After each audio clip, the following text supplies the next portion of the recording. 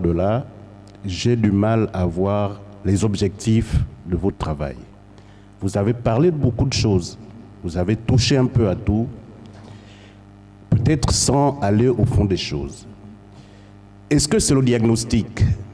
Dans ce cas, si ce n'est qu'un diagnostic, mais là aussi, on n'est pas allé au fond de choses, et ça a été dit tout à l'heure parce que vous n'avez pas tenu compte de l'existant. Il y a des choses dont vous avez parlé ici qui existent, que ce soit sur le cadre législatif, réglementaire, ou même sur les infrastructures. Alors, j'aimerais vraiment être un peu plus édifié sur les objectifs de ce travail, parce que nous, en tant que tutelle, je parle sous le compte de Madame le ministre, nous, ce qui nous intéresse, c'est comment on va pouvoir exploiter ce travail-là pour pouvoir avancer dans le secteur du numérique. C'est ça qui nous importe. Or, ça ne ressort pas très bien là.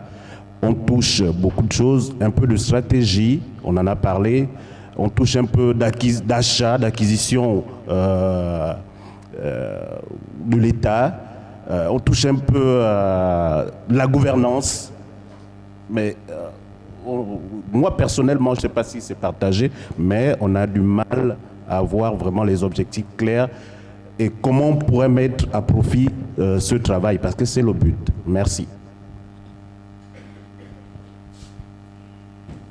Merci, Agé. Vas-y.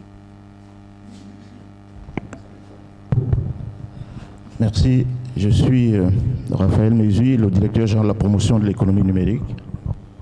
J'aurais peut-être dû prendre la parole tout de suite après le cabinet pour expliquer que moi, je suis arrivé au ministère de l'économie numérique à cette position professionnelle en 2019.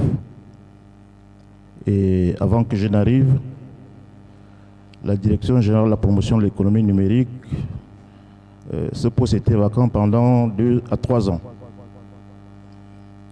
Et la mission du ministère de la direction générale de la promotion de l'économie numérique, c'est de donner une visibilité, donner la possibilité aux politiques d'avoir une stratégie et d'élaborer des programmes pour la transformation numérique du pays. Quand j'arrive donc, j'ai trouvé dans mes tiroirs un rapport qui datait de 2018, qui était le premier rapport des assises de l'informatique, ça s'appelait à l'époque. Je l'ai parcouru et il nous parlait d'un état des lieux, d'un diagnostic de la situation de nos réseaux, mais avec un regard détaché.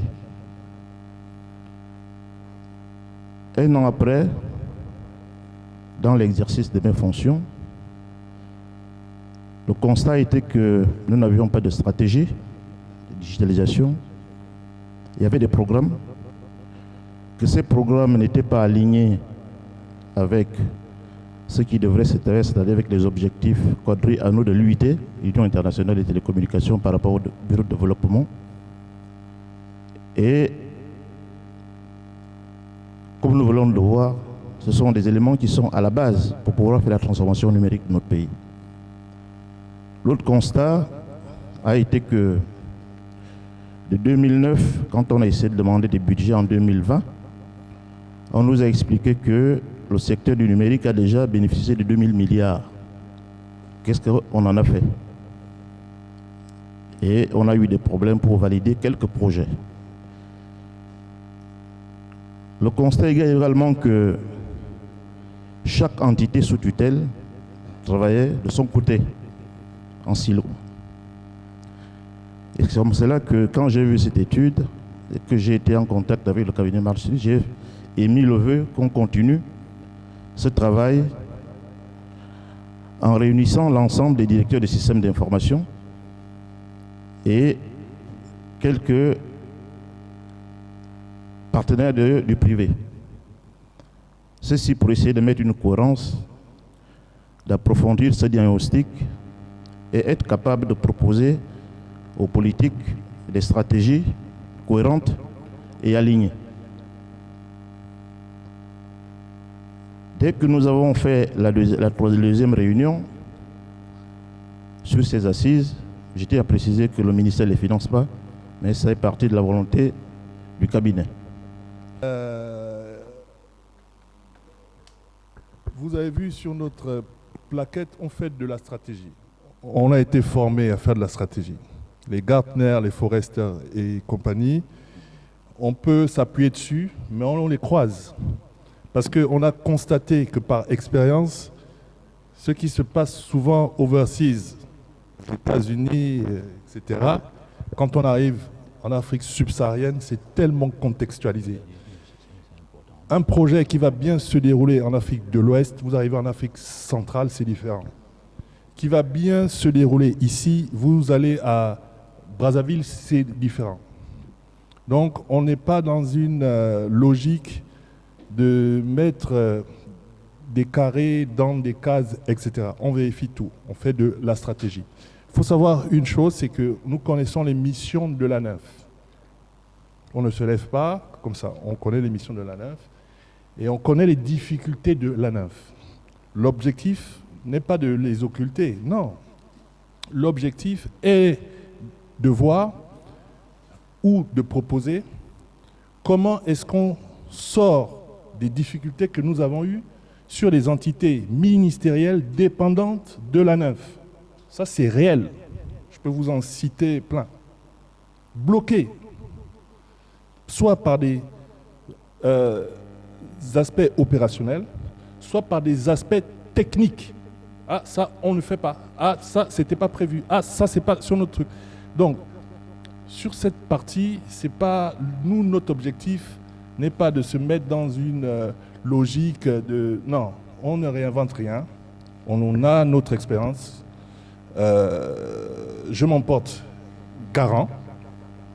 C'est mon quotidien. Ensuite, tout à l'heure sur la passation de marché, nous, on a été appelés pour aider une passation de marché ici, gratuitement. 57 milliards. Le fichier, il est là. Ce n'est pas parce qu'on n'en parle pas. On a vu les difficultés. On a vu les difficultés. Effectivement, vous avez participé en amont pour les aiguiller. Ça touchait le domaine, la douane, la fonction publique, bref. Et on a vu qu'il y avait des incohérences sur le choix d'aller vers ces projets-là. On a dit, mais s'ils font ça, mais ils auraient pu faire ça. Et ça, on a dit, ah mince, bon, peut-être c'est quelqu'un qui fait ça dans son coin, donc il a porté. C'est pas parce que vous validez des aspects, des aspects techniques dans l'exécution d'un projet que toute la partie stratégique est couverte. C'est de ça dont il s'agit. C'est de ça. Donc, nous, on ne remet pas en cause l'aspect technique jusqu'à un certain niveau. Parce qu'on a la possibilité d'aller beaucoup plus loin. On a fait des échanges, on a eu des échanges. Sur les nouvelles mêmes architectures. On se met à jour quasiment tous les 8 mois. C'est notre quotidien. Donc on sait de quoi est-ce qu'on parle et on peut le démontrer. Mais c'est pas ça. C'est pas ça notre objectif. Notre objectif est comment est-ce qu'on fait pour réduire certains coûts? Comment est-ce qu'on fait pour optimiser et faire, par exemple, du renforcement de capacité? Comment est-ce qu'on fait pour aller vers des nouvelles technologies? La prochaine question que je me pose, est-ce que vous avez eu le temps de consulter l'émission de l'ANINF? Je le fais depuis 2018. Ok. Et je suis critique depuis 2018. Ils sont là présents. D'accord. Parce que ce que vous nous proposez, vous nous demandez de remplacer l'ANINF et de me mettre au chômage. Non. Voilà. Non. D'accord. Non. Surtout pas. Non. C'est bon.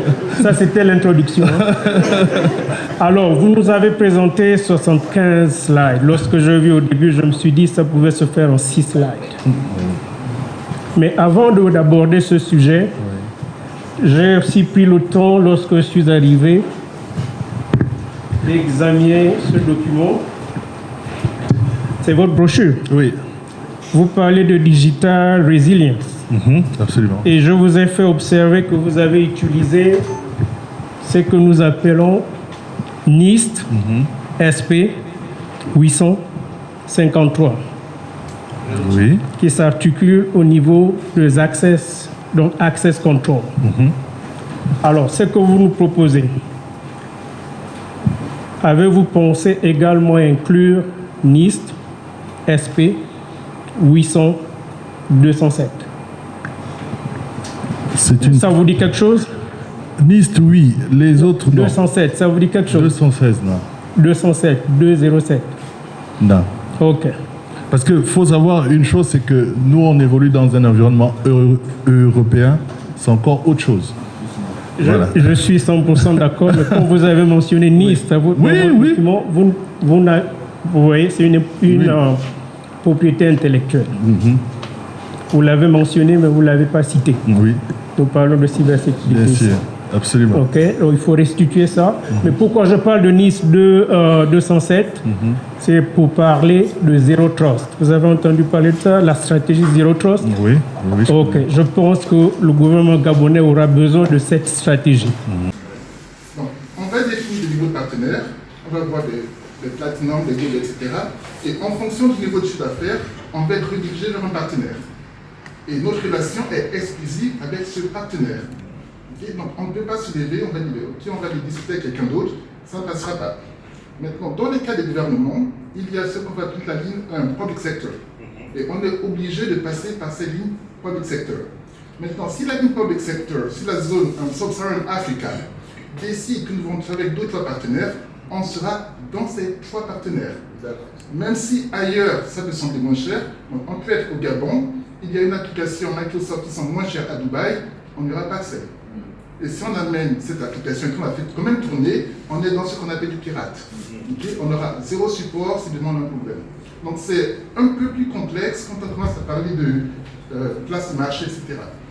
Là, comment je fais pour évaluer la prise en charge financière des projets technologiques?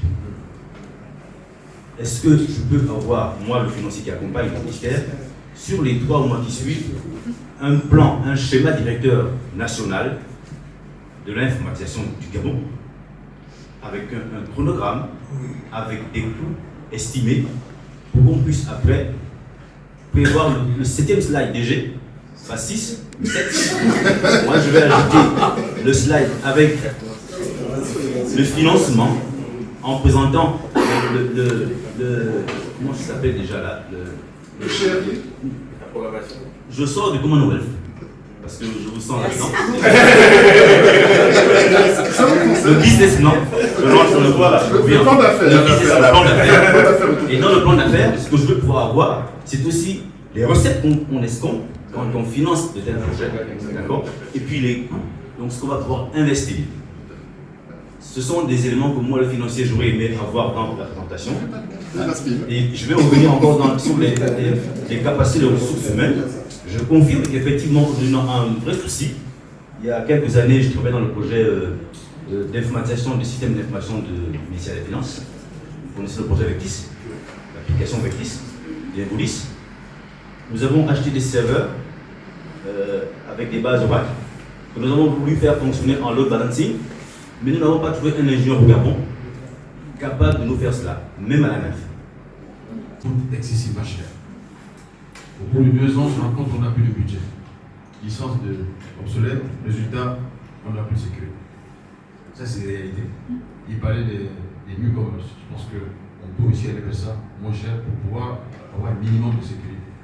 Donc le travail qui est fait ici, c'est un appel à la réflexion, je pense, parce qu'il n'a pas, lui, intégré tous les aspects contextuels de la NINF, la JUROS, la SPID et tout le monde. Donc, ce que je propose, c'est qu'à l'issue de cet atelier, on se retrouve en technicien, entre nous, avec lui, avec ce document, pour dire ça c'est bon, ça c'est pas bon, on prend en compte ceci. Je pense que les élections que nous avons sont tout à fait normales, chacun défend son institution.